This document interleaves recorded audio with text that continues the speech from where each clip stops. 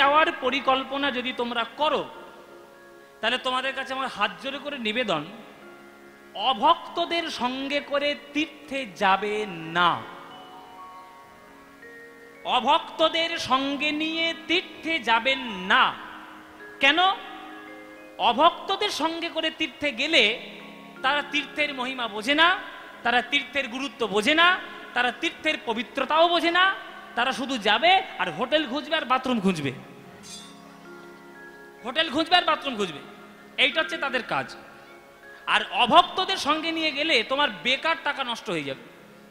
যারা অভক্ত তাদেরকে নিয়ে বেড়াতে যাও, গোয়া যাও, হ্যাঁ, ওই দীঘা যাও, সিমলা যাও, কাশ্মীর যাও, হ্যাঁ, এদিকে তোমার আমাদের পশ্চিমবঙ্গে কত যে দার্জিলিং যাও, হনুলুলু চলে যাও। হনুলুলু মানে জাপানে চলে যাও, কিন্তু কখনো অভক্তদের সঙ্গে নিয়ে তীর্থে যাবেন না। আপনারা জানেন কিনা জানি না, এখন এই অভক্তদের জ্বালায় মোবাইল নিয়ে মন্দিরে ঢুকে ব্লগ বানাচ্ছে, ফেসবুক বানাচ্ছে, ইউটিউব বানাচ্ছে, রিল বানাচ্ছে। এই জ্বালায় জগন্নাথের বেদিটা লোহার ব্যারিকেড দিয়ে ঘিরে দিয়েছে। কিন্তু আমি যখন গেছিলাম, ক্লাস 7-এ পড়তাম, তখন হাতে মোবাইল ছিল না, তো তখন আমাদের সৌভাগ্য হয়েছিল যে পুরো বেদিটাকে ধরে গোল করে দাঁড়িয়ে পুজো দেওয়ার সৌভাগ্য হয়েছে আমার। আমি দিয়ে এসছি পুজো। সেটা এখনকার দিনের ছেলেরা পারবে না, ও অত্যাচারের জন্য মোবাইল নিয়ে ঢুকছে, ফটো তুলছে, সেলফি তুলছে জগন্নাথের সঙ্গে। আরে তোমার ফাজলামো মারার জায়গা ওইটা পুরী? ওটা তোমার কত ভক্তদের সাধনার জায়গা। মহাপ্রভু দাঁড়িয়ে দাঁড়িয়ে জগন্নাথকে দেখে হাউ হাউ করে কেঁদেছে, আর সেইখানে তুমি দাঁড়িয়ে রিল করছো। সম্মান, পবিত্রতা, ভদ্রতা শেখো নাই? কাকে কতটা সম্মান দিয়ে চলতে হয়, কোথায় কোন জায়গায় দাঁড়িয়ে স্থান কাল পাত্র বুঝে কথা কইতে হয়, জানো না সেটা? তাই অভক্তদের সঙ্গে নিয়ে তীর্থে যাবেন না। বৃন্দাবন হচ্ছে রাধা গোবিন্দের চরণ ধুলি মাখানো একটা প্রেমের তীর্থ, যেখানে ধুলো গায়ে মাখলে নয়ন থেকে জল আসে কৃষ্ণ বলে প্রেমে। সেই প্রেম জায়গায় গিয়ে যেন প্রেমটাই আপনার উদয় হয়, এইটাই লক্ষ্য রাখবেন। অভক্তদের সঙ্গে করে নিয়ে তীর্থে যাবেন না, এটা আপনাদের কাছে অনুরোধ। তাই বৃন্দাবনে গেলে কি পাবেন? সেথায় যাবি প্রেম কুড়াবি, আরে রাধা কৃষ্ণের দেখতে পাবি। সেথায় যাবি প্রেম কুড়াবি, রাধা কৃষ্ণের দেখতে পাবি। দেখবি কদম তলায় দাঁড়ায়ে আছে,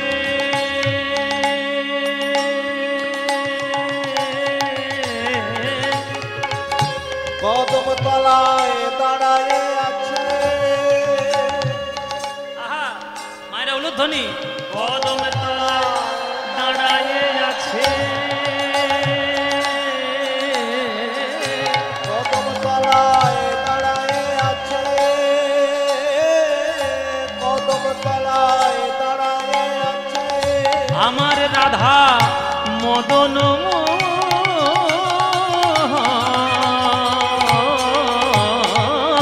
কদম তলায় দাঁড়ায়ে আছে, মদন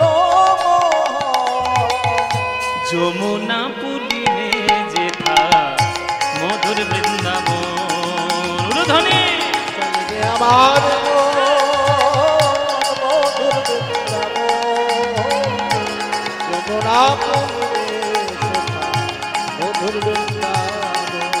আহা, চলে যে আমার মনরে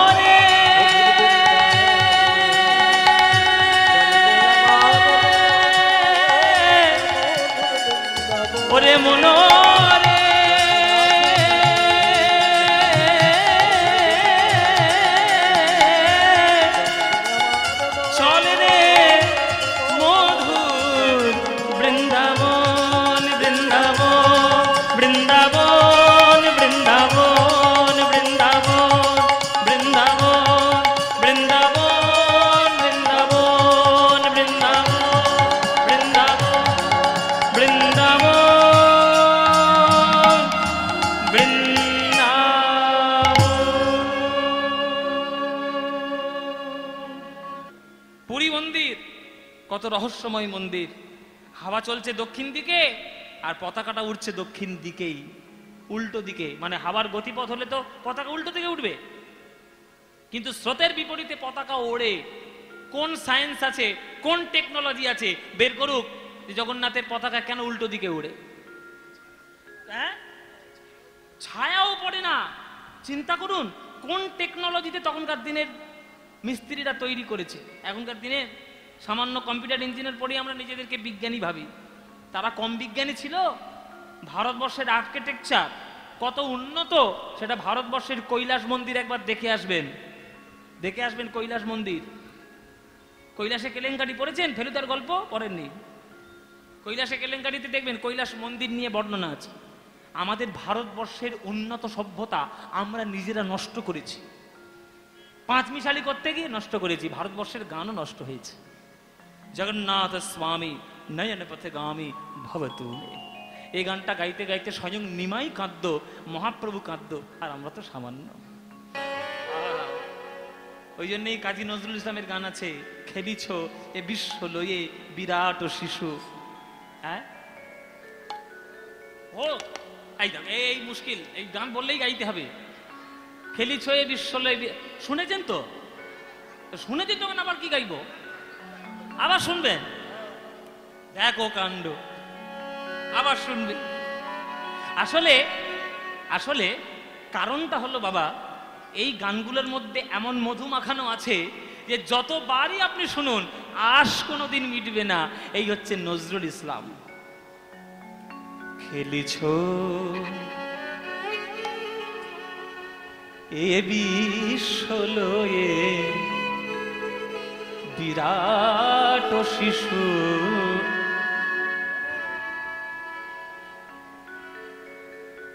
আবার শুরু করি। খেলিছ এ বিশ্ব লয়ে বিরাট শিশু, আনমনে খেলিছ এ বিশ্ব লয়ে বিরাট শিশু, আনমনে খেলিছ। প্রলয় সৃষ্টি তব পুতুল খেলা, প্রলয় সৃষ্টি তব পুতুল খেলা, নিরজনে প্রভু নিরজনে খেলেছ এ বিশ্ব লয়ে বিরাট শিশু, আনমনে খেলেছ। শূন্যে মহা আকাশে তুমি মগ্ন লীলা বিলাসে, শূন্যে মহা আকাশে তুমি মগ্ন লীলা বিলাসে, ভাঙিছ গড়িছ নীতি ক্ষণে ক্ষণে, ভাঙিছ গড়িছ নীতি ক্ষণে ক্ষণে, নিরজনে প্রভু নিরজনে খেলিছ এ বিশ্ব লয়ে বিরাট শিশু, আনমনে খেলিছ। তারকার বিশোষী খেলো না তব, হে উদাসী পড়িয়া আছে রাঙা পায়ের কাছে, রাশি রাশি। শোনো রে মানুষ ভাই, পরের লাইনটা কি? শোনো রে মানুষ ভাই, সবার উপরে মানুষ সত্য, তাহার উপরে নাই। আমরা তো হিন্দু, মুসলিম, খ্রিস্টান, জৈন, বৌদ্ধ, শিখ, সাঁই এই নিয়ে এই করে করেই মরলাম, এই করে করেই শেষ। যারা কাজের কাজ করতে এসছে জগতে তারা কখনো এই পাল্লায় পড়বে না। যারা বুদ্ধিমান তারা সকল ধর্মকে সম্মান জানিয়ে সোজা রাস্তায় যাবে, সৎ পথে চলবে, ভগবানের রাস্তায় যাবে। বাংলার 14 পুরুষের ভাগ্য ভালো যে বাংলা একটা কবি পেয়েছে, তার নাম নজরুল ইসলাম। কি সম্মান দিয়েছে? কিচ্ছু দিয়েছে? শিল্পীদের তো সম্মান এমনিতেই কেউ দিতে চায় না। বেশিরভাগ শিল্পীরা শেষ জীবনে কষ্ট করে করে মরে, না খেতে পেয়ে মরে। হাজার হাজার শিল্পীর নাম বলে দেবো আপনাদের, যারা শেষ জীবনে কষ্ট করে মরেছে, কেউ দেখার লোক নেই। যতক্ষণ তারা শিল্প দিয়ে গেছে মাথায় করে নিয়ে নেচেছে, যখন তারা দিতে পারেনি বুড়ো হয়ে গেছে ছুঁড়ে ফেলে দিয়েছে। নজরুল ইসলাম বাংলাকে কি দিয়ে গেছে বাঙালিরা বুঝলোই না, যে আমরা কি পেয়েছি তার কাছ থেকে। এই রচনাগুলো আর হবে? পৃথিবীতে আর কোথাও হবে? হবে না। গানের মধ্যে কি অপূর্ব কথা বলছে দেখুন মায়েরা। তারকা রবি শশী খেলো না তব, হে উদাসী পড়িয়া আছে রাঙা পায়ের কাছে রাশি রাশি। সন্ধ্যাবেলায় বাইনোকুলার নিয়ে আকাশের দিকে তাকিয়ে দেখো, কত লক্ষ লক্ষ কোটি কোটি তারা রয়েছে, ওগুলোকে বলা হয় নক্ষত্র। ভূগোল তো পড়েছো, নক্ষত্র আর গ্রহের মধ্যে পার্থক্য কি? নক্ষত্রের নিজস্ব আলো থাকে, গ্রহের নিজস্ব আলো থাকে না। আর এইরকম নক্ষত্র বিলিয়ন, ট্রিলিয়ন, মিলিয়ন রয়েছে গ্যালাক্সিতে। আর সেই মিলিয়ন বিলিয়ন গ্যালাক্সির মধ্যে আমাদের একটা ব্রহ্মাণ্ড, যার নাম সূর্য, নক্ষত্র, তার আন্ডারে ঘুরছে পৃথিবী নামক একটা গ্রহ। সেই গ্রহের মধ্যে আমরা সামান্য সামান্য মানুষ। আমরা পৃথিবীতে থাকলেও কিচ্ছু যায় আসে না, না থাকলেও কিচ্ছু যায় আসে না। আর আমাদের এই অহংকার কত বড়, মাথা ছেড়ে উপরে উঠে চলে গেছে। এই ঈশ্বর নেই, দেখবেন টিভিতে বসে বসে যুক্তিবাদীরা যুক্তি দিচ্ছে, ঈশ্বর নেই। বেটা তুই কোত্থেকে এসছিস? তো 14 পুরুষ কোত্থেকে এসছে? এই পৃথিবীটা কি করে সৃষ্টি হয়েছে? যে কোনো সৃষ্টির পেছনে কেউ না কেউ তো থাকবে, তাহলে তিনিই তো আমাদের ঈশ্বর। তুমি তাকে কৃষ্ণও বলতে পারো, আল্লাহও বলতে পারো, খ্রিস্টও বলতে পারো, কালীও বলতে পারো, যা ইচ্ছা বলার দরকার তুমি বলো, কিন্তু ঈশ্বর নামে কেউ তো একজন আছে। সেই ঈশ্বরের চরণের তলায় এই বিশ্ব ব্রহ্মাণ্ড ধুলোর মতো ধুলো, আর সেই ধুলোর মধ্যে ধুলো তোমরা। তারকা রবি শশী খেলো না তবু, হে উদাসী পড়িয়া আছে রাঙা পায়ের কাছে রাশি রাশি নিত্য তুমি হে উদাস। সুখে দুঃখে অবিকার নিত্য তুমি হে উদার। সুখে দুঃখে অবিকার, হাসিছ খেলিছ তুমি আপন সনে, হাসিছ খেলিছ তুমি আপন সনে। নিরজনে প্রভু নিরজনে খেলেছ, এ বিশ্ব লয়ে বিরাট শিশু আনমনে খেলেছ, এ বিশ্ব লয়ে বিরাট শিশু আনমনে খেলেছ, খেলেছ, খেলেছ।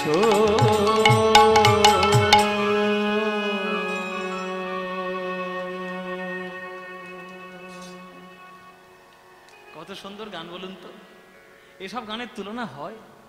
তাহলে যে ভগবান রূপ সৃষ্টি করেছেন বৃন্দাবনে তার প্রেম দিয়ে, সেই ভগবান রূপ সৃষ্টি করেছে তার তত্ত্ব দিয়ে জগৎ বিশ্ব ব্রহ্মাণ্ড মাঝে।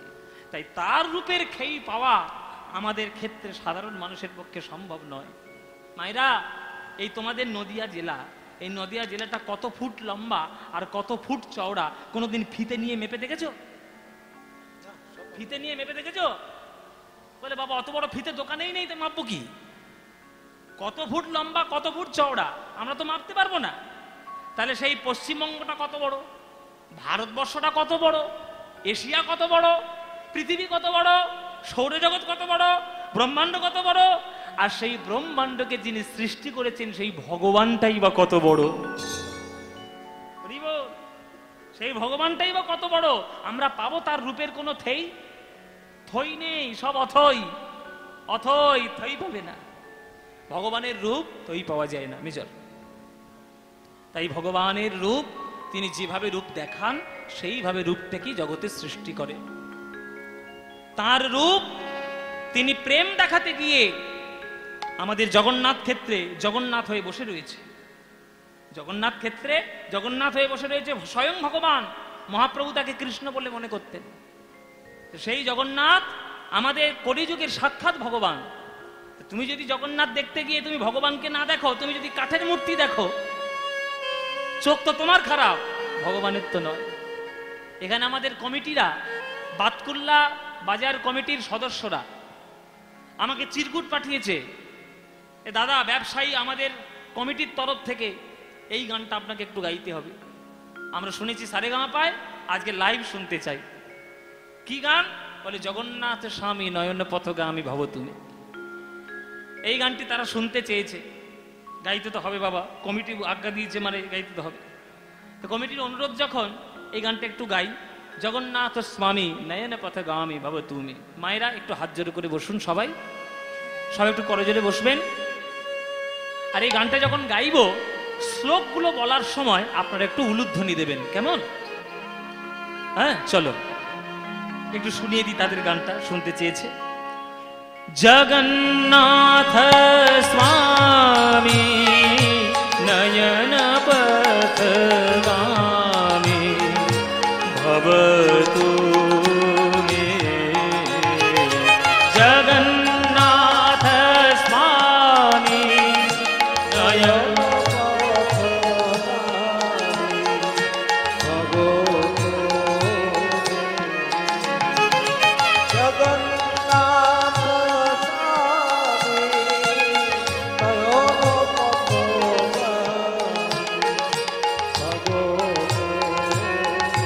এবার করজোরে উলুধ্বনি।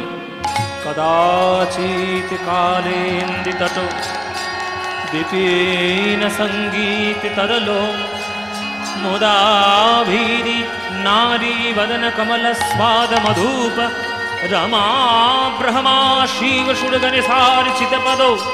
জগন্নাথ স্বামী নয়ন পথগামী ভবতু মে।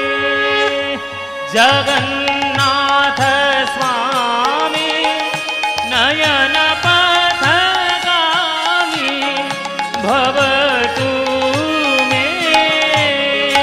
জগন্নাথ স্বামী নয়ন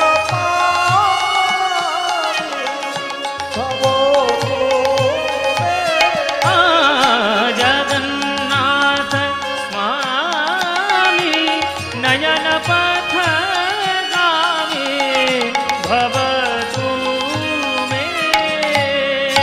জগন্নাথ স্বামী নয়ন পথগামী ভবতু মে। আবার উলুধ্বনি। মহাম্ভো বৈস্তীরে কনক রুচিরে নীল শিখারে বসন প্রসাদান্তঃ सहज बलभद्रेण बलीना मध्यस्थ सुभद्रा सकल सूर सेवा सरदो। जगन्नाथ स्वामी नयन पथगामी भवतु मे। जगन्नाथ स्वामी नयन पथगामी भवतु मे। जगन्नाथ स्वामी नयन पथगामी भवतु मे। जगन्नाथ स्वामी नयन पथगामी भवतु मे। Jagannath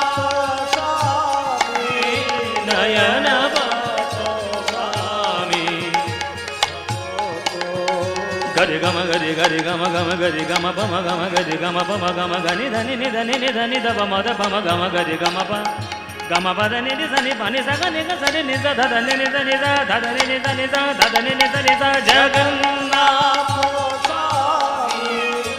Nayana mama gari gari sani dhani dha gari ga sari dha Nene da nene da ni da ni da ni da ni da ni da ni da pa ma da pa ma gama gari gari da sa re ga gari ga pa pa ni ne da ni ga pa ni da ga pa ni da ni Jagannath Swami Nayana Pathgami Bhavatu me Bhavatu me Bhavatu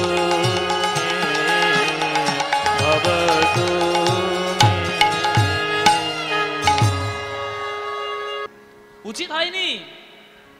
জটিলা তখন এসছে, জটিলা তখন এসে বলছে এই যে বৌমা, আমরা কি জমিদারি খুলে বসে আছি নাকি?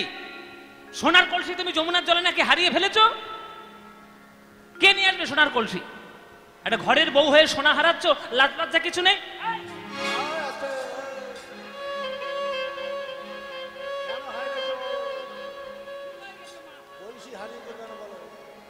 ও মায়েরা, এইটা হচ্ছে শাশুড়ি বৌমাদের গপ্প। শাশুড়ির কাছে সব বৌমাই খানিকটা খিটির মিটির, আর সব বউদের কাছে শাশুড়িও খানিকটা খিটির মিটির। শাশুড়ি মনে মনে ভাবছে এক অপয়া বউ নিয়ে এসছি ঘরে, আর বৌমা মনে মনে ভাবছে এক দজ্জাল শাশুড়ি পেয়েছি জীবনে। এটা বৌমাদের মনের কথা বলেছি। এখানে যারা বৌমারা কীর্তন শুনছে তারা মনে মনে ভাবছে ঠিক কীর্তন হয়েছে, এবার ঠিক কীর্তন হয়েছে, দজ্জাল বলেছে, ঠিক বলেছে। তোমরা এটা বলতে পারো, কিন্তু রাধারানী বলতে পারে না। রাধারানী শিক্ষিতা তো, কাকে কতটা কিভাবে কথা বলতে হয় জানে। জটিলা এসেছে, ও বৌমা কেন হারিয়েছো সোনার কলসি? উল্টো পাল্টা কথা বলছে। তখন ললিতা বিশাখা ছুটে এসছে, মা মা মা মা কি হয়েছে? রাধারানীকে এইভাবে কটু কথা শোনাচ্ছেন কেন? সোনার কলসি আপনার হারিয়ে গেছে? কোনো চিন্তা নেই মা, রাধারানীর বাবার নাম হচ্ছে বৃষভানু, সে হচ্ছে রাজা। রাধারানীর অঙ্গের যতটা ওজন অতটা সোনা রোজ বৃষভানু দান করে দেয় লোককে, রোজ। আপনার একটা সোনার কলসি হারিয়ে গেছে, আমরা কথা দিচ্ছি সোনার কলসিটা আমরা খুঁজে দেখব কোথায় হারিয়েছে। যদি পাওয়া যায় ভালো, যদি না পাওয়া যায় রাধারানীর বাবাকে বলে আপনার জন্য 10খানা সোনার কলসি এনে দেব, 10খানা সোনার কলসি এনে দেব। কিন্তু রাধারানীকে দয়া করে এইভাবে কটু কথা শোনাবেন না। রাধারানী আমার বড় ভদ্র ঘরের মেয়ে, ওই কথা শোনা অভ্যেস তার নয়। জটিলা বলছে ঠিক আছে, তোমরা খুঁজে দেখো সোনার কলসি কোথায় গেল। এইবার বলছেন সখীরা, শাশুড়ি চলে গেছে, এবার সখীরা বলছে এ রাধে কি হয়েছে এটা কি শুনি। সোনার কলসি হারিয়ে ফেলেছিস যমুনার জলে, মানে সোনার কলসির থেকেও আরো দামি জিনিস পেয়েছিস, তাই তুই সোনার কলসিটা হারিয়েছিস। মায়েরা ভালো করে বোঝো, মানুষ দামি বস্তুটা হারিয়ে ফেলে কখন? যখন তার থেকেও দামি বস্তুটা পেয়ে যায় তখন। ও মায়েরা, আমার যখন পয়সা ছিল না তখন আংটি পরার খুব শখ ছিল, কিন্তু পয়সা তো নেই। ছোটবেলায় ভীষণ দুঃখে কেটেছে, অর্থনৈতিক অবস্থা খুব খারাপ, কিন্তু শখ রয়েছে 16 আনা। তো ওই জন্য দশকর্মা ভান্ডারে গিয়ে যে অষ্টধাতুর আংটি হয় না, যেগুলো সে বামন ঠাকুরগুলো পরে, ও অষ্টধাতু কিনে আংটি কিনে নিয়ে এসে আঙুলে পরতাম। তারপরে একটু যখন পয়সা হলো তখন অষ্টধাতুর আংটিটা চলে গিয়ে সেইখানে রূপোর আংটি এলো। তাহলে অষ্টধাতু চলে গেল, রূপোর আংটি এলো, দামি আংটি এলো। এবার রূপোর আংটিও বেরিয়ে গেল, তখন সোনার আংটি এলো, কেননা সোনাটার উপর থেকে দামি। এখন আবার সোনা যাবে যাবে করছে, হীরের আংটি এসছে, কেননা হীরেটা সোনার থেকেও দামি। তাহলে দামি বস্তুটা হারিয়ে যাচ্ছে কখন? তার থেকে যখন দামি বস্তু পাচ্ছি তখন। অষ্টধাতুকে রিপ্লেস করলো রূপো, রূপোকে রিপ্লেস করলো সোনা, সোনাকে রিপ্লেস করলো হীরে, হীরেকে রিপ্লেস করবে যদি প্লাটিনামের আংটি পরি, আরো দামি। তাহলে রাধারানীকে বলছে সখীরা যে সখী তুই যে একটা সোনার কলসির দৌনার জলে হারিয়েছিস, মানে সোনার কলসির থেকেও আরো কোটি গুণ দামি জিনিস তুই পেয়ে গেছিস, বল সেটা কি জিনিস? তখন রাধারানী বলছে, ওরে ওই যে গোবিন্দ আমার উত্তর গোষ্ঠ করে ফিরছিল, কৃষ্ণের সঙ্গে ছিল বলরাম, আমি নয়নের আধো কোণে গোবিন্দের রূপকে দর্শন করে এসেছি। আহা, নয়নের আধোকোণ বাবা, আধোকোণ কেন? কৃষ্ণের সঙ্গে তো বলরাম রয়েছে, রাধারানীকে সোজাসুজি তাকাতে পারবে কৃষ্ণের দিকে? এই যাচ্ছে আর চোখে তাকিয়েছে, আর আধোকোণ আধো নয়ন আর চোখে দেখেছে, ওই তাতেই যা দেখে নিয়েছে, ব্যাস তাতেই সব শেষ। জীবন যৌবন দেহ মন প্রাণ সব শেষ, কিচ্ছু নাই। যার হারাবে এইভাবেই হারায়। তখন ললিতা বিশাখা বলছে, তুই তো দেখেছিস, আমরা তো দেখিনি, তাহলে আমাদের কি স্বাদ পূর্ণ হবে না? তুই তো আমাদের সখী, নয়ন কুম্ভটা যখন ভরে নিয়ে এসেছিস, সেই নয়ন কুম্ভ থেকে এক অঞ্চল বাড়ি আমাদের দে, এক করঞ্জলি অমৃত সুধা দে, আমরা পান করি গোবিন্দের রূপামৃত মাধুরী। চল তোদের শোনায়। রাধারানী বলছেন, ওরে ললিতা রে, ওরে বিশাখা রে, যমুনার ঘাটে আমি যা রূপ দেখে এলাম, ওই এক রূপের এক কোণ ভুলাই যে সমগ্র ত্রিভুবন। আমার আর কি যাতনা, আমার আর কি ক্ষমতা, সকল কিছু ডুবিয়ে এসেছি গোবিন্দের চরণে। ওই গোবিন্দের রূপ মাধুরী পান করে, ওরে ললিতা রে, ওরে বিশাখা রে, আমার সকল কিছু হারিয়ে গেল।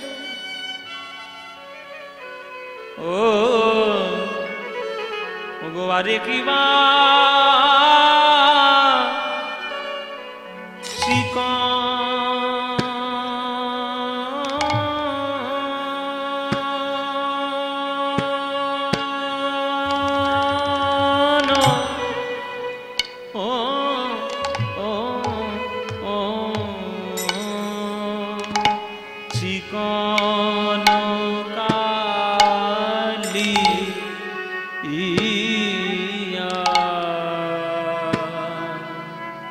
কালিয়ার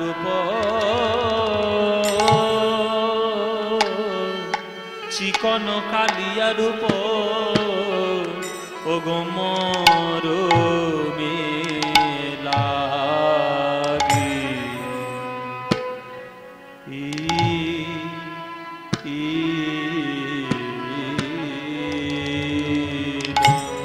ও আরে কি ও গো আরে আরে কিবা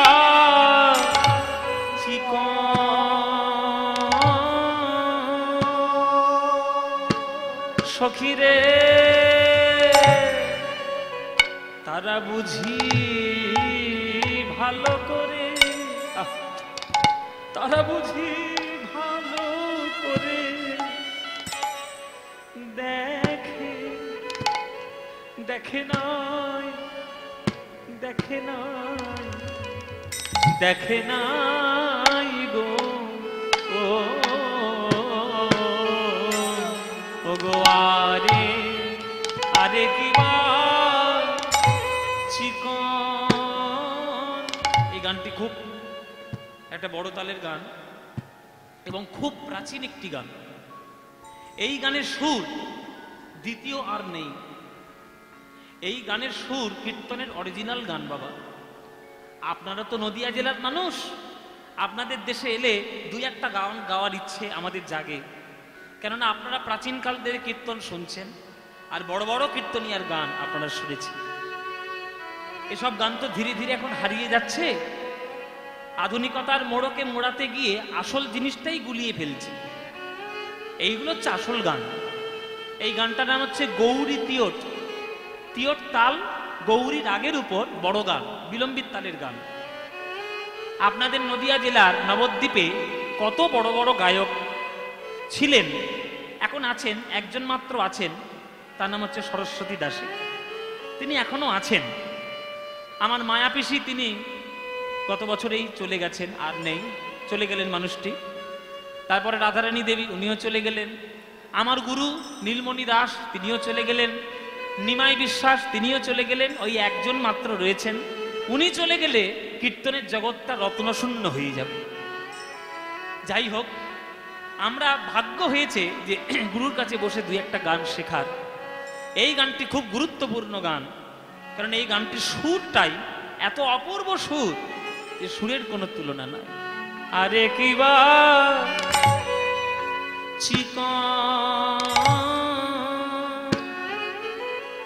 ললিতারে তারা বুঝি ভালো করে, তারা বুঝি ভালো করে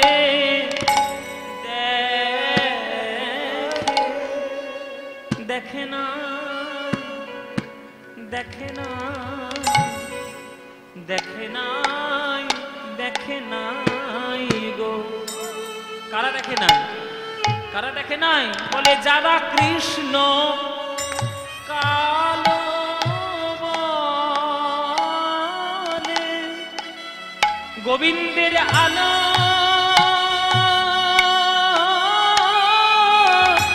ওগো আলো করা রূপ, যারা কালো বলে গোবিন্দের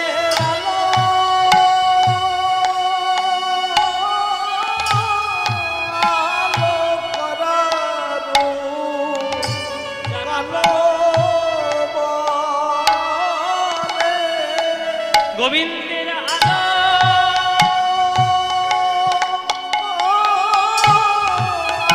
আলো করা রূপ, যারা যারা কালো বলে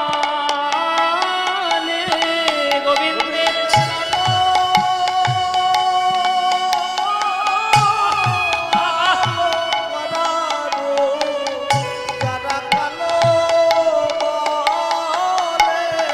গোবিন্দের আলো আলো করা রূপ কালো বলে গোবিন্দের আলো আলো করা রূপ গোবিন্দের আলো আলো করা রূপ কালো বলে গোবিন্দ। 1 2 3 4 5 6 7 8 9 10 11 12 13 14 আলো 14 মাত্রার তাল, 6 4 4 ছন্দ, কালো বলে গোবিন্দের আলো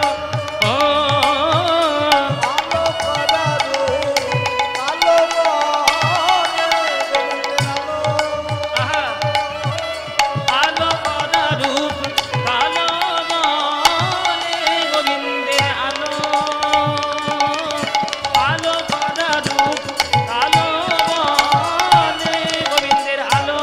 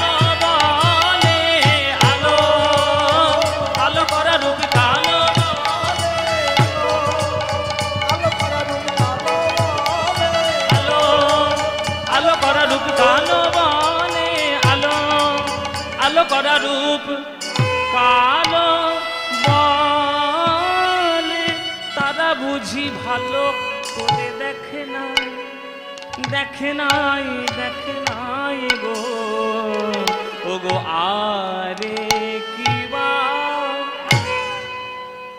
চিকন। কত উঁচু সুর, কত উঁচু গান, তো গান বুঝবে না এখনকার দিনের।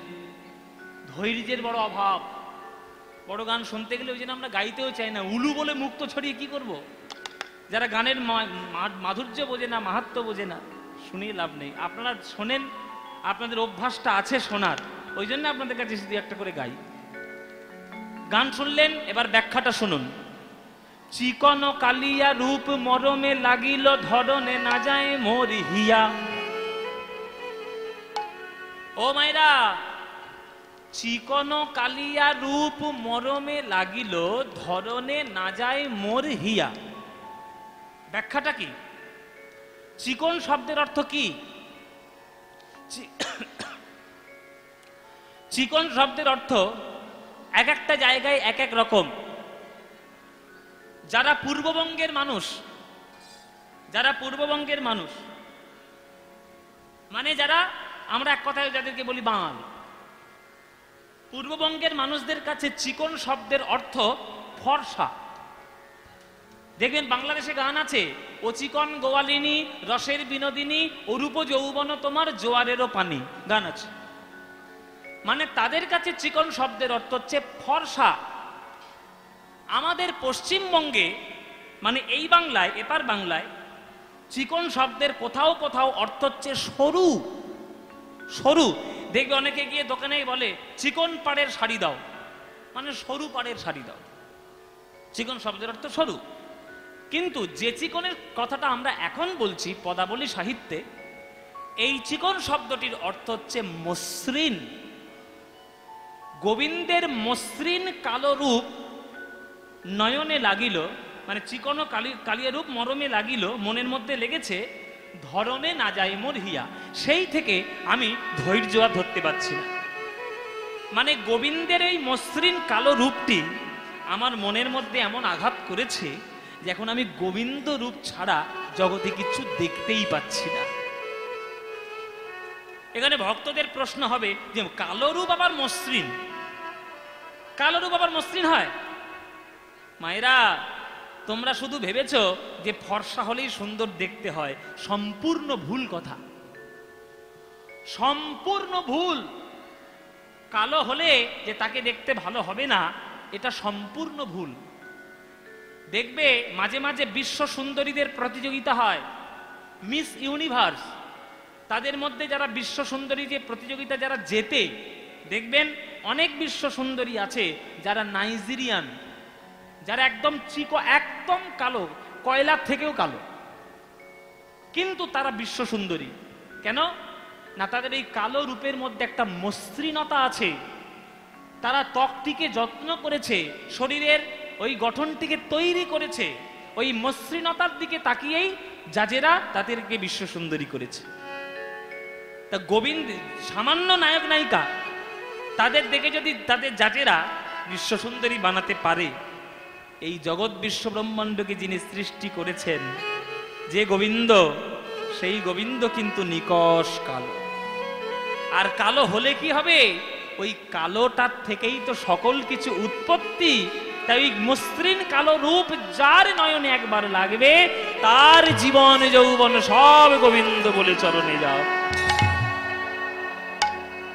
চিকন কালিয়া রূপ মরমে লাগিল, ধরনে না যায় মোর হিয়া। গোবিন্দের মুখখানি কেমন, কত চাঁদনি গাড়িয়া বধূর মুখখানি মাঝি আছে গো, কত চাঁদনি গাড়িয়া বধূর মুখখানি মাঝি আছে গো, কত চাঁদনি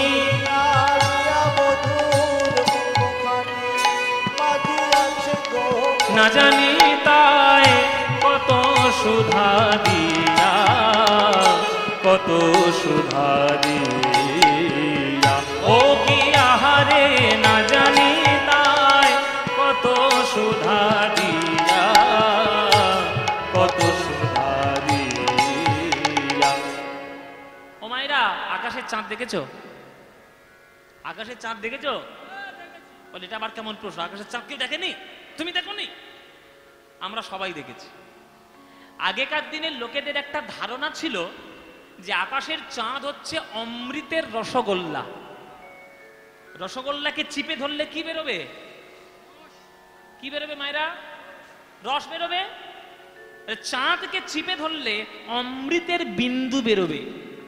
এটা আগেকার দিনের লোকেদের বিশ্বাস যে চাঁদকে যদি কেউ চিপে ধরে অমৃতের বিন্দু ঝরে।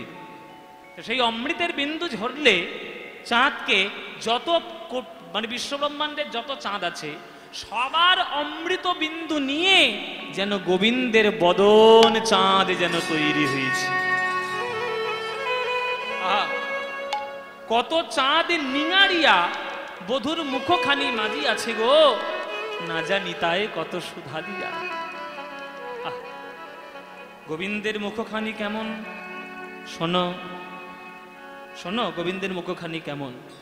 অধরের দুটি কুল জিনিয়া বাঁধুলি ফুল, অধরের দুটি কুল জিনিয়া বাঁধুলি ফুল, আর অধরের দুটি কুল জিনিয়া বাঁধুলি ফুল, অধরের দুটি কুল জিনিয়া বাঁধুলি ফুল।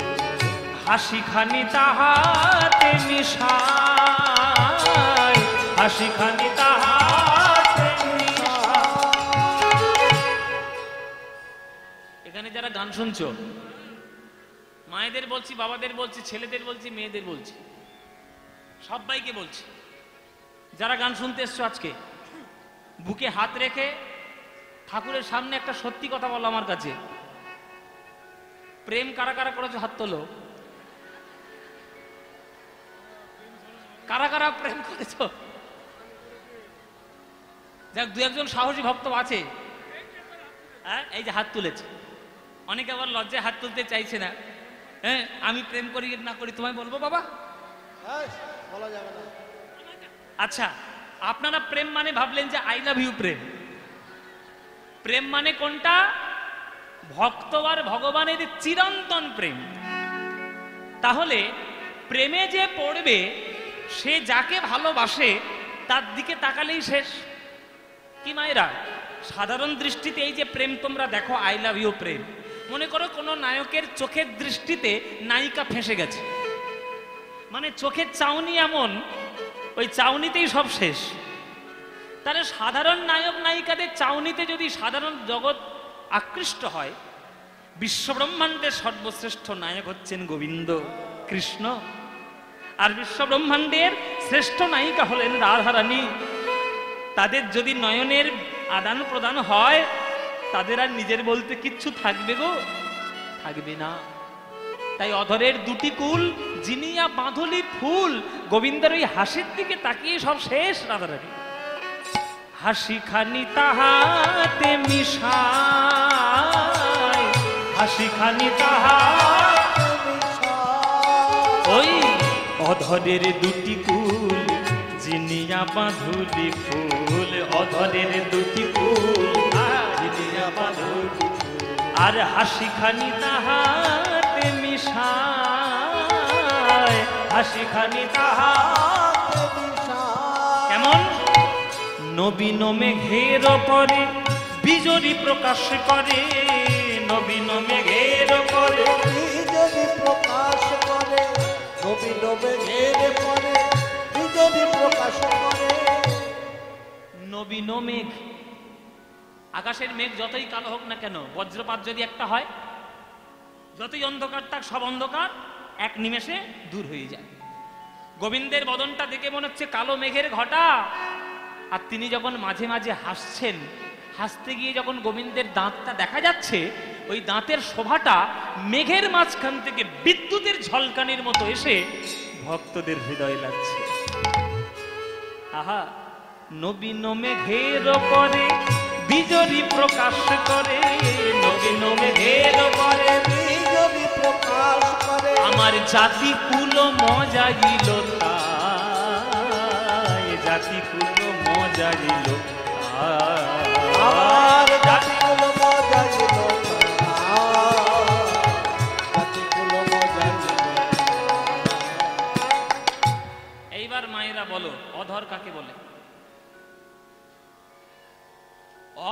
কাকে বলে? অধর মানে ঠোঁট। তা তোর কটা ঠোঁট? ও মায়েরা কটা ঠোঁট তোমাদের? বলে বাবা একটাই, আবার কটা ঠোঁট থাকবে? তবে একটা ঠোঁটের দুটো পাপড়ি, উপরের একটা ঠোঁট, নিচের একটা ঠোঁট। এই উপরের ঠোঁটটার নাম হচ্ছে ওষ্ঠ, নিচেরটার নাম হচ্ছে অধর। বল,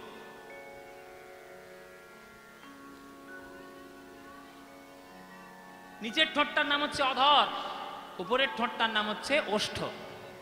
এইবার তোমরা বলো যে গোবিন্দের, আস্তে আস্তে সবাই আসরে এলে মুশকিল হবে। এখন এখন এসো না, যাদের যাদের দেওয়া দরকার একটু শেষের দিকে এসো। গান গাইতে গাই হ্যাঁ চলে যাবে, চলে যাচ্ছে। কারণ এখানে থাকতে কি হয়? বলে বাবা যা গরম, এখানে থেকে আর কি করবো বাবা? এখানে আমার পরে আক্ষেপ অনুরাগ হবে, তারপর রাসলীলা হবে, সারা রাতের কারবার, সারা রাত কীর্তন হবে। চলো নিতাই গৌর হরি বল। বলে গোবিন্দের বাঁশিটা কোন ঠোঁটে বাজে মায়েরা? নিচের ঠোঁটে না ওপরের ঠোঁটে? এর শুধু উল্টো পাল্টা 3 ঘন্টা ধরে বকবক করছে। এর কি করি বলুন দেখি? আপনাদের এখানে প্রাইমারি স্কুল আছে নাকি? একে ভর্তি করে দিয়ে যেতে হবে, মার লাগবে না। ও মায়েরা, গোবিন্দের বাঁশিটা কোন ঠোঁটে বাজে মায়েরা? উপর না নিচে? নিচের ঠোঁটে বাজে। তাহলে নিচের ঠোঁটটার নাম অধর। তাহলে নিচের ঠোঁটটা গোবিন্দের মুখের মধ্যে সব থেকে দামি, কেননা ওইখানেই বাঁশি বাজে, ওইখানেই 6 রাগ 36 রাগিনীর জন্ম, ওইখানেই অধরামৃত সুধা পাওয়া যায়, ওইখানেই মা সরস্বতীর বাস। কটা বললাম বলুন দেখি, বুঝতে পেরেছেন? ওইখানেই অধরামৃত সুধা, ওইখানেই সঙ্গীতের সৃষ্টি, ওইখানেই 6 রাগ 36 রাগিনীর সৃষ্টি, ওইখানেই মা সরস্বতীর বাস, ওইখান থেকেই অমৃত সুধা। তাহলে গোবিন্দের অধরটাই সব থেকে দামি। অধরের 2টি কুল, জিনিয়া বাঁধুনি ফুল, হাসি খালি তাহাতে মিশায়।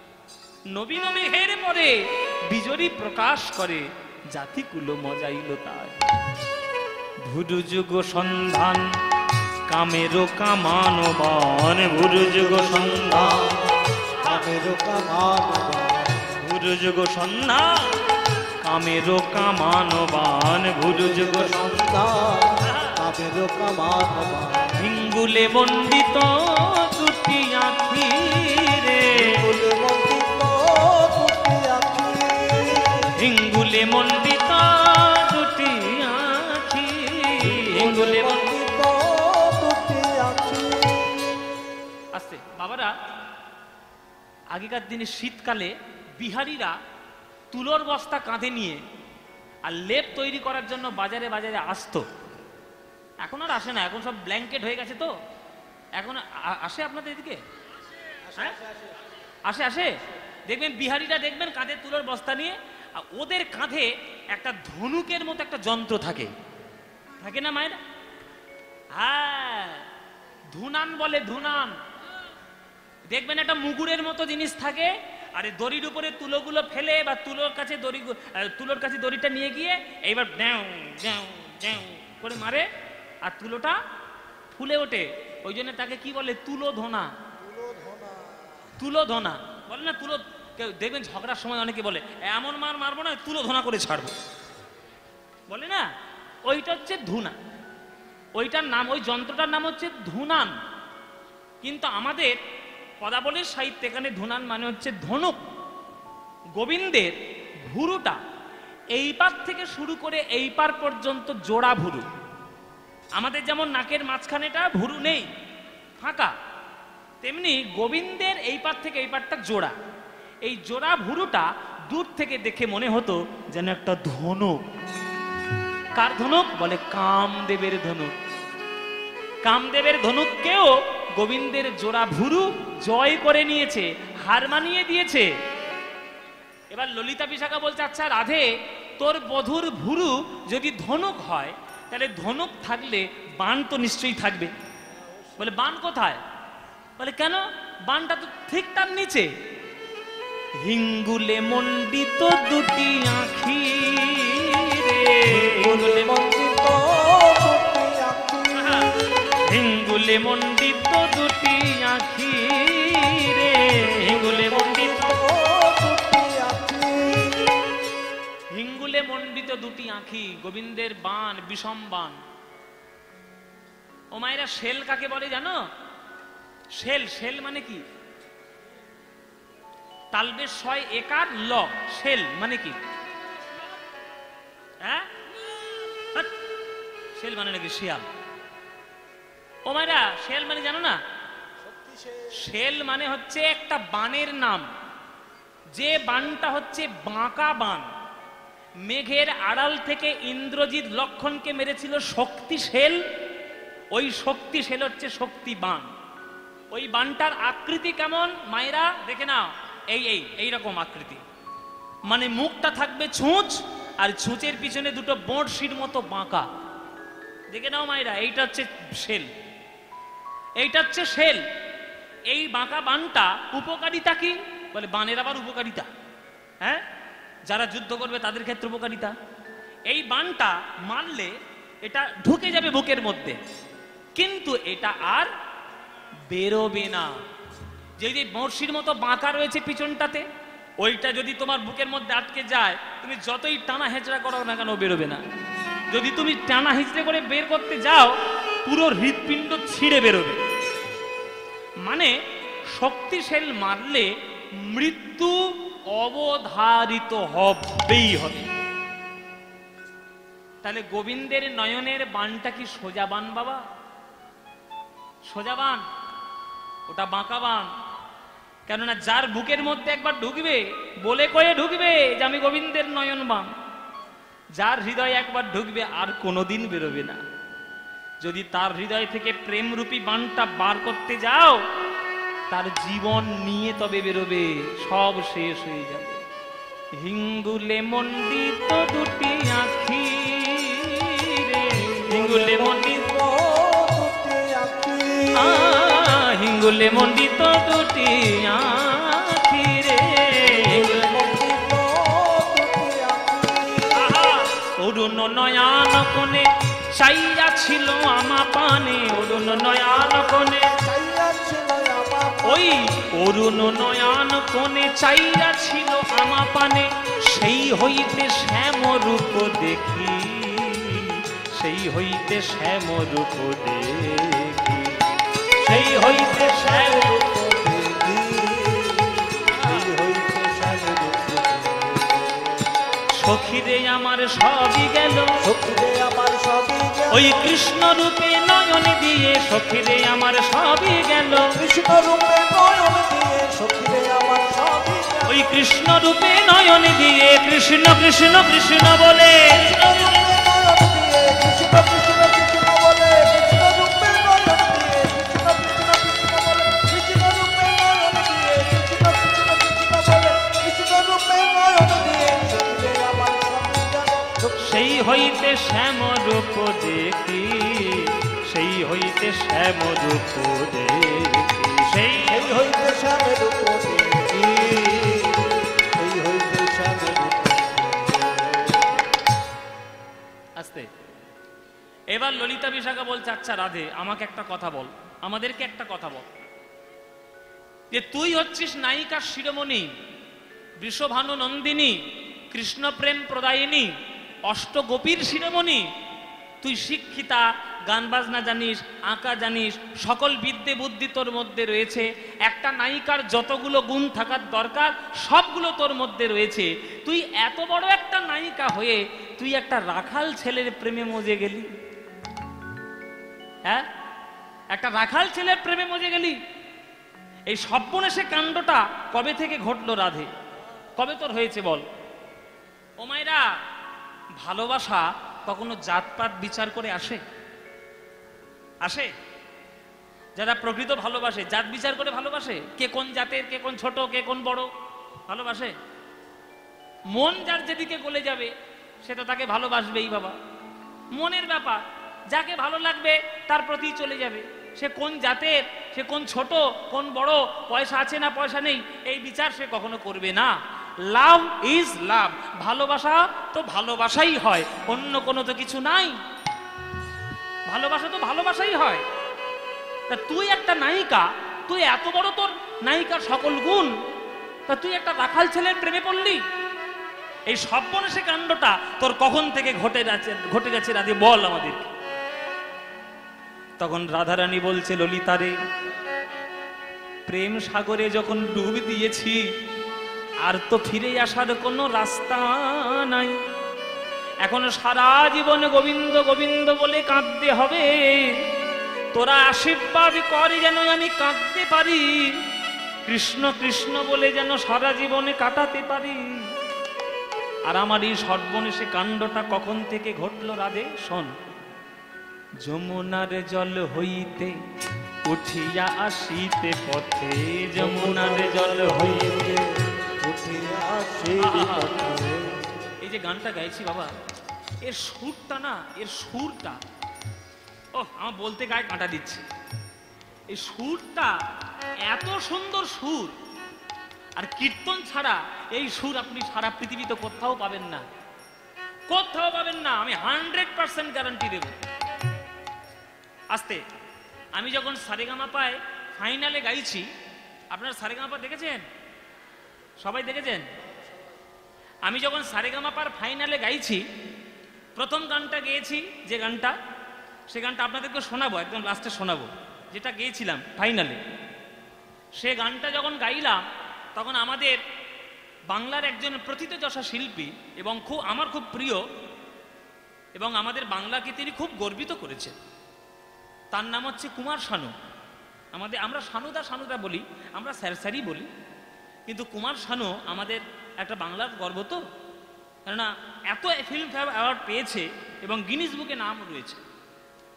তো উনি আমাকে বললেন যে, পলাশ, তুই গানটা গাইলি তো, এই গানটা শুনে তুই কি, এই গানটা গেয়ে তুই কি প্রমাণ করলি তুই জানিস? এই কীর্তনের মধ্যে অন্যান্য গানের যা ক্ষমতা আছে তার থেকে অনেক বেশি ক্ষমতা রয়েছে কীর্তনের মধ্যে, অনেক বেশি রয়েছে ক্ষমতা কীর্তনের মধ্যে। তুই প্রমাণ করে দিলি যে কীর্তন গানেও জগৎ মাতানো যায়, কীর্তন গানেও লোককে আকর্ষণ করে টেনে আনা যায়। তো এটা আমার কাছে একটা বড় আশীর্বাদ যে ওনার মতো একটা বড় শিল্পী আমাকে যখন এই আশীর্বাদটা করলেন, তাহলে এটা বড় আশীর্বাদ। আমি সেই থেকে বুঝেছি যে আমাদের বাংলার কীর্তনের ক্ষমতা, মহাপ্রভুর ক্ষমতা, মহাপ্রভুর পদাবলী সাহিত্যের ক্ষমতা বিশ্ব মাঝে আর একটাও নেই, কারণ নেই। এই যে সুরটা দেখুন, কি অপূর্ব সুর, গৌরী রাগের সুর। যমুনার জল হইতে উঠিয়া আসিতে পথে, যমুনার জল হইতে উঠিয়া আসিতে পথে। এবার দেখুন সুরের আলাপ। ওই যমুনা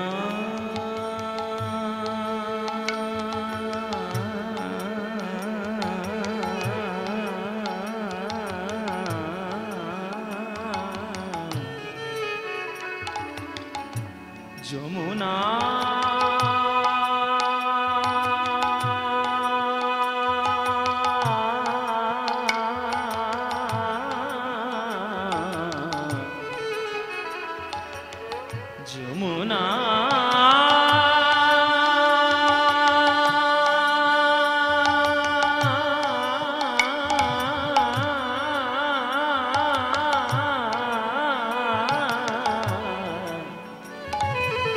যমুনা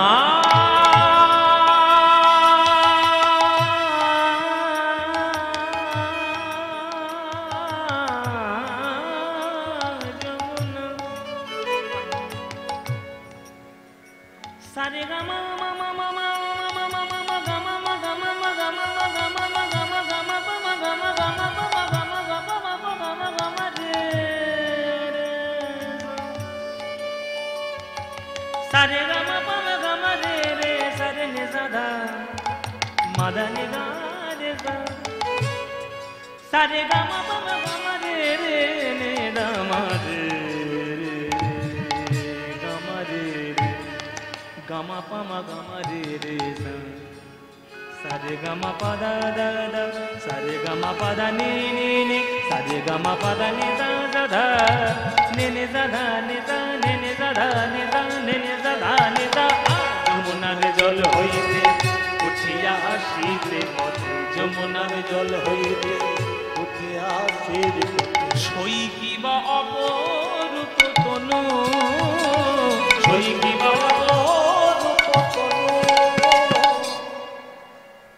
গান রেকর্ড করব মায়েরা, রেকর্ড করব। আমার ঠাকুরের ইচ্ছায়, আপনাদের আশীর্বাদে এত বড় জায়গায় যখন একটা যেতে পেরেছি, আমার চেষ্টা আছে সবসময় যে ভালো ভালো গান রেকর্ড করে মানুষকে শোনাবো। যেসব গানগুলো মানুষ শুনতে চায় না, শোনে না, হোক না 2000 ভিউ, 2000 লোক তো দেখবে। এখনকার দিনে তো ভালো গান শোনার মানসিকতা তো নেই। একটা ভালো গান ছাড়ছি ইউটিউবে, ভিউজ নেই, লোকে দেখছে না। যেই ফেসবুকে গান চলে আসছে লুঙ্গি ডান্স, লুঙ্গি ডান্স, লুঙ্গি ডান্স, ওরে বাবা ভিউজ কত! লুঙ্গি ডান্সে ভিউ, কাঁচা বাদাম ভাজা বাদাম ভিউ, আর ভালো গানের ভিউ নাই। ভালো গান কেউ দেখে না, মানুষের রুচি নষ্ট হয়ে গেছে, নিম্নগামী, ভালো গান শোনে না। তা আমার গান যদি 2000 লোকও শোনে তাতেই আমার লাভ। এই সব গান সব রেকর্ড করব। গতকালকেই আমি গান, আমার রেকর্ড ছিল, আমি কালকে স্টুডিওতে ছিলাম। এই যে আমার আসলে যিনি বসে রয়েছেন অসিত চক্রবর্তী, ওনার ছেলে হচ্ছে বাবাই, বাবাইদা বলি, হ্যাঁ আমি দাদা বলি, যদিও খানিকটা সমবয়সী। তো এই রেকর্ড কালকে, আপনাদের নদিয়ার ছেলে, এই বাতকুল্লারই ছেলে, আমরা রেকর্ড করি ওর সঙ্গে, আমরা সব কাজ করি একসঙ্গে, রেজনের স্টুডিওতে আছে। তো কালকে গান করছিলাম, কালকে গানগুলো, কালকে 5খানা গান রেকর্ড হয়েছে, সব ছাড়বো, ধীরে ধীরে ছাড়বো। 25শে বৈশাখ যেমন আজই গধূলি লগনে ছেড়েছি, হ্যাঁ, তারপরে আরও সব প্রত্যেক মাসে একটা একটা করে আসবে। তা আমার ইচ্ছা আপনারা এই গানগুলো শুনবেন। মায়েরা ভালো গান শুনুন। বিরিয়ানি ভালো খাবার নয়, মুখরোচক খাবার, স্বাস্থ্যকর খাবার নয়। কোনো ডাক্তারের কাছে গিয়ে যদি বলেন যে আমি স্বাস্থ্য বজায় রাখতে চাই, কি খাবো বলুন, কোনো ডাক্তার কোনোদিন প্রেসক্রিপশনে লিখবে না আপনি রোজ সকাল সন্ধ্যে বিরিয়ানি খান, লিখবে? কোনো ডাক্তার লিখবে না। বিরিয়ানিটা মুখরোচক হতে পারে, স্বাস্থ্যকর নয়। স্বাস্থ্যকর খাবার খেতে গেলে ডাক্তারে লিখে দেবে ফল খাও, সবজি খাও, ডাল খাও, ভাত খাও, বাদাম খাও, ছোলা খাও, এই সব লিখবে। তো এই যে গানগুলো গাইছি মায়েরা, এই গানগুলো হচ্ছে মনের স্বাস্থ্যবর্ধক। হ্যাঁ হ্যাঁ, ওরে বাবা, এইগুলো হচ্ছে এগুলো মনের স্বাস্থ্য খাবার। হ্যাঁ, এইগুলো মুখরোচক না হলেও এটাই মনের স্বাস্থ্যের উন্নতি ঘটাবে। সই কি বা অপরূপ তনু, সই কি বা অপরূপ তনু, এই গানটা রচনা করেছেন কে? জ্ঞান দাসেতে কয় শুধুই সে সুধাময়। হরি বল, হরি বল। জ্ঞান দাসেতে কয় শুধুই সে সুধাময়, জ্ঞান দাসেতে কয় শুধুই সে সুধাময়। গোকুলে নন্দের বালা কানু, গোকুলে নন্দের বালা কানু, গোকুলে নন্দের বালা কানু, গোকুলে নন্দের বালা। এই তোমাদের দিকে বিয়েটি হয় তো? বলে আবার কি কথা, বিয়েটি হয় না মানে? বিয়ে তো নিশ্চয়ই হয়। ও মায়েরা, তোমাদের এদিকে বিয়ের সময় বিয়ের তত্ত্ব পাঠায়, তত্ত্ব, বিয়ের তত্ত্ব যায় না? ওই তত্ত্বের মধ্যে দেখবে সন্দেশ দিয়ে পুতুল বানায় না? হ্যাঁ বানায় তো, মাছ বানায়, প্রজাপতি বানায়, হাঁস বানায়, ময়ূর বানায়, হ্যাঁ, তারপরে বর আর বউ বানায় না? এই সন্দেশের পুতুল কোনোদিন খেয়ে দেখেছো? আরে বাবা, যার বিয়ে তারা মারবে খেলে। বলে যার বিয়ে তারা ঘুম মারবে। সন্দেশের পুতুল তোমার খাওয়ার জন্য দেওয়া হয়েছে? ওটা তত্ত্বে পাঠানোর জন্য। তুই খাচ্ছিস? সন্দেশের পুতুল খেয়ে কখনো দেখবে? চুরি করেও খেয়ে নেবে, খেয়ে দেখবে। হাতটা ভেঙে খাবে, সেটাও যেমন মিষ্টি। পাটা ভেঙে খেলে সেটাই মিষ্টি। মুন্ডুটা ভেঙে খাবে, সেও মিষ্টি। পেটটা খুবলে খাবে, সেও মিষ্টি। কেন? বলে ও সন্দেশ দিয়ে তো তৈরি, ওটা তো সন্দেশের পুতুল। যেদিকটাই খাবে সেদিকটাই মিষ্টি পাবে। গোবিন্দ হলো সেই রকম। গোবিন্দের যে রূপ তুমি দর্শন করবে তাতেই তোমার হৃদয় মন প্রাণ ভরে যাবে। আলাদা করে কোনো নির্দিষ্ট করতে হবে না দিক। গোবিন্দের বদন দেখো, তাতেই পাগল হবে। গোবিন্দের চরণ দেখো, তাতেই পাগল হবে। যা দেখবে তাতেই পাগল। বলো মায়েরা, গোবিন্দের তোমরা কোনটা ভালোবাসো, চরণ না বদন? হ্যাঁ, চরণ। কেন, বদনে কি হয়েছে? খালি চরণ ধরে টানাটানি। তোমরাও যেমন চরণ, আমিও চরণ। কেননা চরণকে ভালো না বাসলে বদনকে ভালোবাসার শক্তি পাওয়া যাবে না। 10তলা বিল্ডিং এর মাথায় উঠতে গেলে সিঁড়ি ধরে ধরে উঠতে হয়, নইলে ধীরে ধীরে লিফটের সাহায্যে উঠতে হয়। গোবিন্দের চরণকে আগে যে ভালোবাসবে তবেই সে বদনকে ভালোবাসার শক্তি অর্জন করতে পারবে, তবেই প্রেমামৃত মাধুরী পান করতে পারবে। জ্ঞান দাসেতে কয় শুধুই সে সুধাময়, জ্ঞান দাসেতে কয় শুধুই সে সুধাময়, জ্ঞান দাসেতে কয় শুধুই সে সুধাময়, জ্ঞান দাসেতে কয় শুধুই সে সুধাময়। ওগো গোকুলে নন্দের বালা কানু, গোকুলে নন্দের গোকুলে নন্দের বালা,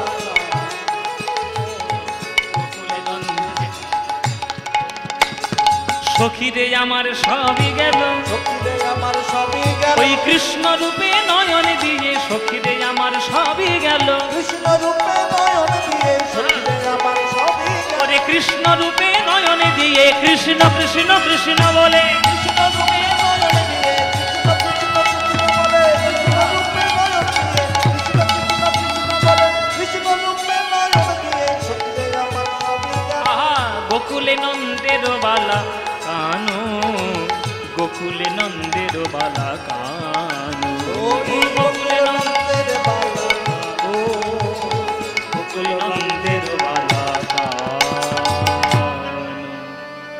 যে ভগবান রূপের ডালি দিয়ে বৃন্দাবনকে বশ করেছেন, সেই ভগবানের রূপ দিয়ে এই জগতে বিশ্ব ব্রহ্মাণ্ড তৈরি হয়েছে। শাস্ত্র বলেছে গোবিন্দের রোমকূপ থেকে কোটি কোটি ব্রহ্মাণ্ডের জন্ম হয়, গোবিন্দের নাকের নিঃশ্বাস দিয়ে ব্রহ্মাণ্ডের জন্ম হয়, আবার নিঃশ্বাস যখন গ্রহণ করেন আবার জগৎ প্রলয় হয়ে যায়। এই বিশ্বকে সৃষ্টি করেছেন গোবিন্দের বিরাট বড় রূপ দিয়ে। সেই বিরাট বড় রূপটি বৃন্দাবনে যখন দাঁড়িয়ে থাকে তখন তাকে নবকিশোর নটবর বলে মনে হয়। আর সেই কৃষ্ণ যখন বিশ্ব ব্রহ্মাণ্ড সৃষ্টি করেন তখন সকল বিশ্ব তার চরণে গিয়ে লুটোপুটি খায়। গোবিন্দ রূপের ডালি নিয়ে দাঁড়িয়ে রয়েছেন। ওরে সখীরে, গোবিন্দের বাঁশি বাজে ওই গোবিন্দের মাধবী লতার কুঞ্জে, ওই বাঁশি শুনে কি সব সময় থাকতে পারে? সময়ে অসময়ে বাজায় বাঁশরি, সেই বাঁশি শুনে কি বাঁচে কি কিশোরী? পরাণে সখী আমার কানু সে বিনোদ রায়, সখী আমার কানু সে বিনোদ রায়, সখী আমার কানু সে বিনোদ আমার আমার আমার সখী আমার আমার আমার সখী আমার কানু বিনে আর কারো নয়, আমার আমার আমার সখী কানু বিনে আর কারো নয়, আমার সখী কানু সে বিনোদ রায়। ও তার বিনোদ চিকুরে বিনোদ বরিহা, বিনোদ চিকুরে বিনোদ বলিহা, বিনোদ চিকুরে বিনোদ বরিহা, বিনোদ চিকুরে বিনোদ বলিহা, উড়িছে বিনোদ বাইরে, উড়িছে বিনোদ বাইরে, কানু সে বিনোদ রায়, সখী আমার কানু সে বিনোদ রায়। সখী আমার কানু সে বিনোদ রায়। ও তার বিনোদ কপালে বিনোদ তিলক, বিনোদ বিনোদ সাজে, বিনোদ কপালে বিনোদ তিলক, বিনোদ বিনোদ সাজে। ও তার বিনোদ অধরে বিনোদ মুরলী, বিনোদ ধরে বিনোদ মুরলী, বিনোদ অধরে বিনোদ মুরলী, বিনোদ অধরে বিনোদ মুরলী, বিনোদ বিনোদ বাজে রে, বিনোদ বিনোদ বাজে রে, কানু সে বিনোদ রায়, সখী আমার কানু সে বিনোদ রায়, সখী আমার কানু সে বিনোদ বিনোদ কপালে বিনোদ তিলক, বিনোদ বিনোদ সাজে, বিনোদ অধরে বিনোদ মুরলি, বিনোদ বিনোদ বাজে। মুরলি, মুরলি কাকে বলে? মুরলি হচ্ছে গোবিন্দের একটা বাঁশির নাম, কিন্তু গোবিন্দের তো একটা বাঁশি নয়, গোবিন্দের তিনখানা বাঁশি। গোবিন্দের তিনখানা বাঁশির নাম জানো তো? একটা হচ্ছে বেনু, একটা বংশী, একটা মুরলি। বেনু, বংশী, মুরলি। আজকে রাসলীলা হবে না? আজকে রাত 12টা 1টা থেকে রাসলীলা হবে। রাসলীলায় কি বাজে? রাসলীলায় কোন বাঁশি বেজেছিল? মুরলীর তান পঞ্চম গান, মুরলীর তান পঞ্চম গান, কুলবতী চিত চরণী। তাহলে মুরলীর তান, তাহলে মুরলী বেজেছে। তাহলে মুরলী বাঁশিটা কাকে বলে? যে বাঁশিটা 2 হাত লম্বা আর মাত্র 4টি ছিদ্র যুক্ত, সেটাই হলো মুরলী।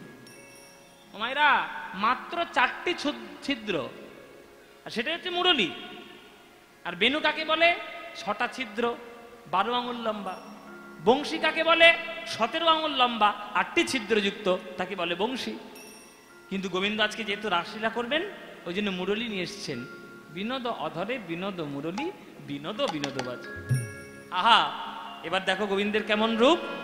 হ্যাঁ, বিনোদ গলাতে বিনোদ মালাটি, বিনোদ বিনোদ দোলে।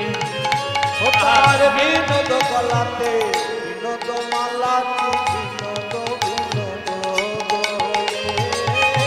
মালা দুলছে, উলুধ্বনি মায়েরা। বিনোদ বিনোদ কপালে বিনোদ মালাটি, বিনোদ বিনোদ দোলে। ও তার বিনোদ কপালে বিনোদ মালাটি, বিনোদ বিনোদ দোলে। দেখো দেখো মালা আপনি দোলে, দেখো দেখো মালা আপনি দোলে, দেখো দেখো মালা আপনি দোলে, দেখো দেখো মালা আপনি দোলে। এটা মালার গুণে না গলার গুণে, দেখো দেখো মালা আপনি দোলে। মালার গুনে না গলার গুনে, দেখো দেখো মালা আপনি দোলে। মালার গুণে না গলার গুণে, নাকি অনুরাগীর অনুরাগের গুণে? মালার গুনে না গলার গুনে, অনুরাগীর অনুরাগের গুণে, মালার গুনে না গলার গুনে, অনুরাগীর অনুরাগের গুণে। দেখো মালার গুনে না গলার গুনে, অনুরাগের গুনে, মালার গুনে না গলার গুনে। দেখো দেখো মালা আপনি দোলে, বিনোদ বিনোদ দোলে। বিনোদ বিনোদ দোলে। কোন বিনোদিনী বিনোদ গাথনি, কোন বিনোদিনী বিনোদ গাথনি, কোন বিনোদিনী বিনোদ গাথনি। কোন বিনোদিনী বিনোদ গাথনি। এই গেঁথেছে বিনোদ ফুলে। শুধু ফুলে ফুলে জড়িয়ে জড়িয়ে মালা তৈরি করতে পারো মায়েরা? সুতো থাকবে না, শুধু ফুল দিয়ে ফুল জড়িয়ে জড়িয়ে মালা পারবে? বিনি সুতার মালা মুর্শিদাবাদের অনেক মেয়ে পারে। এটা মুর্শিদাবাদের আর্ট। বহরমপুরের দিকে যখন গান করতে যাই, শুধু ফুল দিয়ে জড়িয়ে মালা, তার মধ্যে এক ফোঁটাও সুতো নেই। হ্যাঁ, এ তো আর্ট, তো আর্টিস্ট। আপনারা জানেন না আপনাদের মধ্যে কি গুণ আছে। আর খাচ্ছেন দাচ্ছেন ঘুমোচ্ছেন শুয়ে পড়ছেন, এই তো আপনাদের কাজ। আমি বলছি শুনুন, প্রত্যেকটি মানুষ আর্টিস্ট। প্রত্যেকটা মানুষ যারা জন্ম নিয়েছে ভগবানের আসে, প্রত্যেকটাই আর্টিস্ট। তারা নিজেদেরকে চেনেই না। কিরকম মাপে ধানের বীজটা পুঁতলে সোজা সোজা লাইন হবে, এটা একটা আর্ট নয়? কি বাবা, আর্ট নয়? বেগুনের ঝোলের মধ্যে কি মশলা দিলে লোকে মাংস ফেলে দিয়ে বেগুন খাবে, আর্ট নয়? বাঙাল মেয়েরা জানে না? বাঙালদের মতো রান্না কেউ পারে নাকি? কেউ পারবে না। তাহলে রান্নাটা কি আর্ট নয়? হ্যাঁ বাবা, হ্যাঁ হ্যাঁ, ওই কায়দাটাই তো আর্ট। কিভাবে ফুল দিয়ে ফুল জড়ালে মালা হবে, এইটাই তো আর্ট। রাধারানী বলছেন যে কোন বিনোদিনী এমন বিনোদ গাঁথনি গেঁথেছে বিনোদ ফুলে। বিনোদ শব্দটির অর্থ কি? অতি সুন্দর। মানে যিনি, গোবিন্দ তো অতি সুন্দর, গোবিন্দের গলায় যে মালাটি আছে সেটাও অতি সুন্দর, আর যিনি মালাটা গেঁথেছেন তিনিও অতি সুন্দর। তাহলে কে গেঁথেছে ওই গোবিন্দের গলার মালাটা? কোন বিনোদিনী বিনোদ গাঁথনি গেঁথেছে বিনোদ ফুলে। আর যে মালাটা তিনি গেঁথেছেন সেই মালাটা দুলছে, ওটা মালার গুণে না গলার গুণে, নাকি অনুরাগী যে ভালোবাসে তার অনুরাগের গুণে?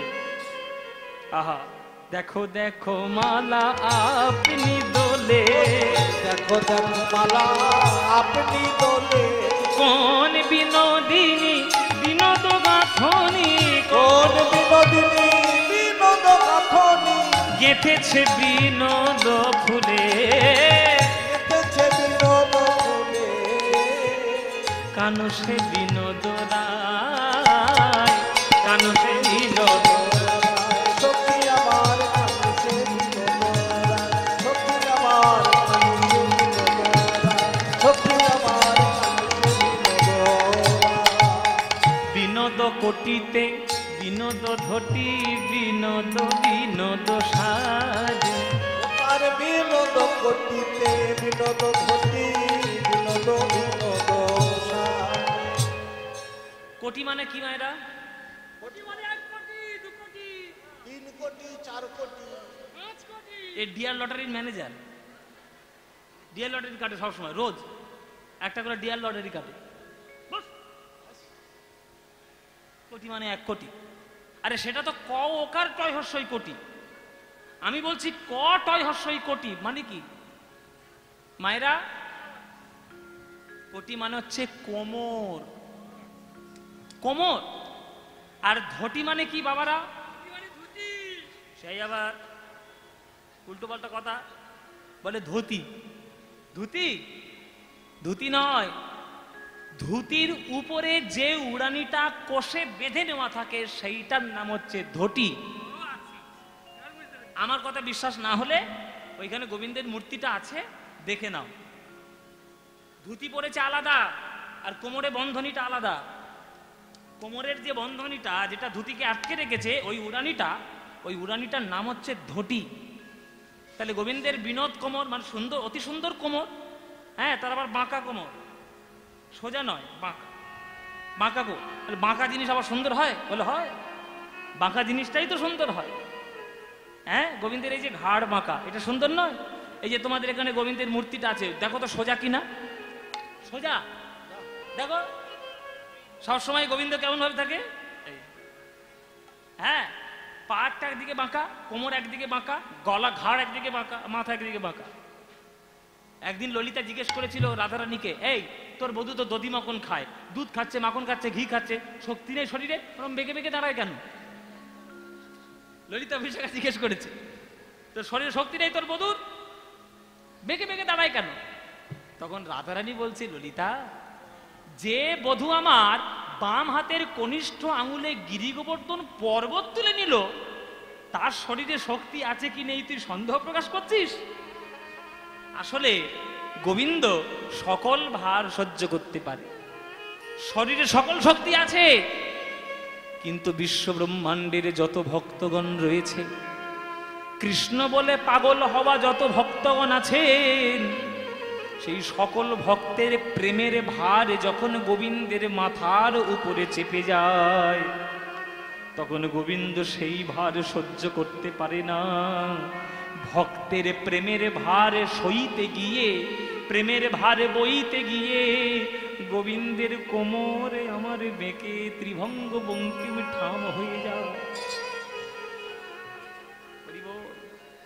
প্রেমের ভারে বেঁকেছে, শরীরের ভারে নয়। বিনোদ কোটিতে বিনোদ ধটি, বিনোদ বিনোদ সাজে। হ্যাঁ, বিনোদ চরণে বিনোদ নূপুর, বিনোদ চরণে বিনোদ নূপুর, বিনোদ চরণে বিনোদ নূপুর, বিনোদ চরণে বিনোদ নূপুর, বিনোদ বিনোদ বাজে রে, বিনোদ বিনোদ বাজে রে, বিনোদ বিনোদ বাজে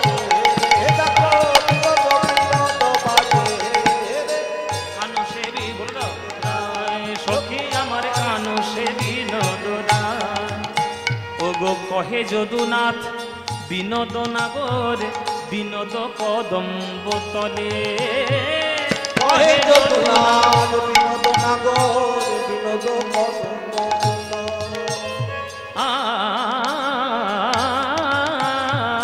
কহে যদুনাথ বিনোদ নাগর বিনোদ কদম্ব তলে। যদুনাথ দাসের পদ, এইগুলোই হচ্ছে আমাদের বাংলার সম্পত্তি। পদকর্তারা এই পদ লিখেছেন। কহে যদুনাথ বিনোদ নাগর বিনোদ কদম্ব তলে।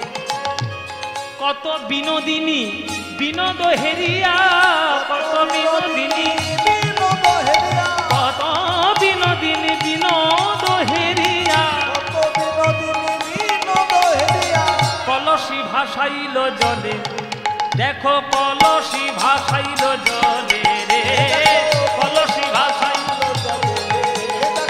কলসি ভাসাইল ওই কলসি ভাসাইল জলে রে, কলসি দেখো কলসি ভাসাইল জলে রে, কলসি ভাসাইল জলে, ভাসাইল জলে রে,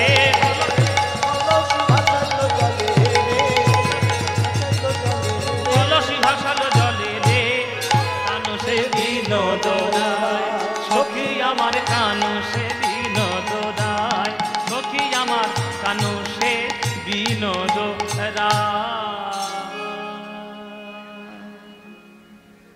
হরি বল, কত সুন্দর গান। বলছে আগেকার দিনে একটা কথা ছিল, রূপ দান মান কীর্তনিয়া আন। কীর্তনিয়া কটা পদ শিখেছে এই তিনটে পালায় বোঝা যায়। রূপ দান মান, প্রচুর গান।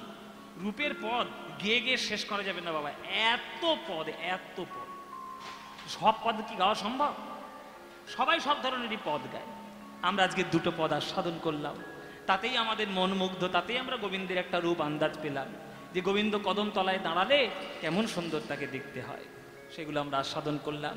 হ্যাঁ, এবার গোবিন্দের একটা চরণের রূপের গান গাইব, গেয়ে ওই যে সারেগামাপার লাস্ট গানটা, ফাইনালের গানটা গেয়ে আজকের আমরা বিদায় নেব। আজকের মতো আমাদের পরবর্তী সম্প্রদায় আসছে, তারা আপনাদেরকে আক্ষেপ অনুরাগ শোনাবে, তারপরে আসলে আপনারা শুনবেন। জয় নিতে একদম।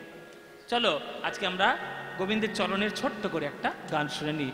সখীরে দেখিনু ঘাটের কুলে, সখীরে দেখিনু ঘাটের কুলে, সখীরে দেখিনু ঘাটের কুলে, সখীরে দেখিনু ঘাটের কুলে, সখীরে দেখিনু ঘাটের কুলে। প্রয়াগে ত্রিবেণী শুনো গো সজনী, প্রয়াগে ত্রিবেণী শুনো গো সজনী, প্রয়াগে ত্রিবেণী শুনো গো সজনী। প্রয়াগে ত্রিবেণী শুনো গো সজনী, দেখি মন মঝু ভুলে, দেখিনু ঘাটের কুলে, সখী দেখিনু ঘাটের কুলে। সখীরে দেখিনু ঘাটের কুলে, আহা, নিচে সরস্বতী উপরে যমুনা, মদানি দাদানি দা মগামাসানি দা, নিচে সরস্বতী উপরে যমুনা, আর পাশেতে গঙ্গা বয় গো, নিচে সরস্বতী উপরে যমুনা, পাশেতে গঙ্গা বয় গো। সরস্বতী নদীর জলের রং কেমন কেমন ছিল? সরস্বতী নদীর জলের রং লাল, আর গোবিন্দের পায়ের চরণের তলাটা লাল। পদকর্তা বলছে সরস্বতী নদী যেন এসে পৃথিবীতে জায়গা পায়নি, পৃথিবীতে এখন তো সরস্বতী নদী নেই, মজে গেছে। সরস্বতী নদী এসে যেন গোবিন্দের চরণের তলায় আশ্রয় নিয়েছে, তাই গোবিন্দের চরণের তলাটা লাল। উপরে যমুনা, বলে ওই যে নীলাভ কালো রং, ওটাও যমুনা জলের রং। তাই পায়ের উপরেরটা যেন যমুনা বইছে, নিচে সরস্বতী উপরে যমুনা, নিচে সরস্বতী উপরে যমুনা, পাশেতে গঙ্গা বয় গো, নিচে সরস্বতী উপরে যমুনা, পাশেতে গঙ্গা বয় গো, নিচে সরস্বতী উপরে যমুনা, পাশেতে গঙ্গা বয় গো। ত্রিবেণী উপরে ত্রিবেণী উপরে দুই তরু শোভে, কিবা অপরূপ শোভা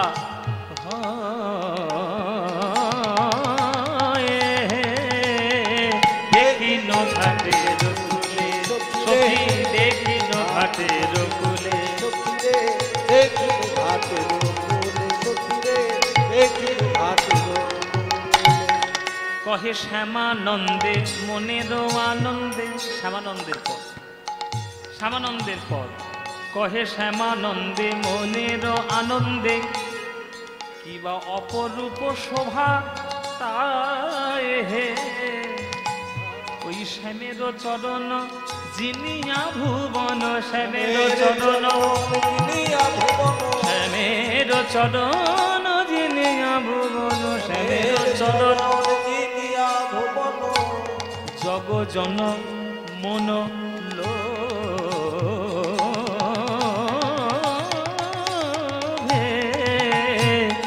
দেখিন ঘাটের কুলে দেখিন ঘাটের কুলে গো সখী দেখিন ঘাটের সখী দেখিন ঘাটের কুলে গো সখী দেখিন ঘাটের কুলে গো দেখিন ঘাটের কুলে সখী রে দেখিন ঘাটের কুলে সখী রে দেখিন ঘাটের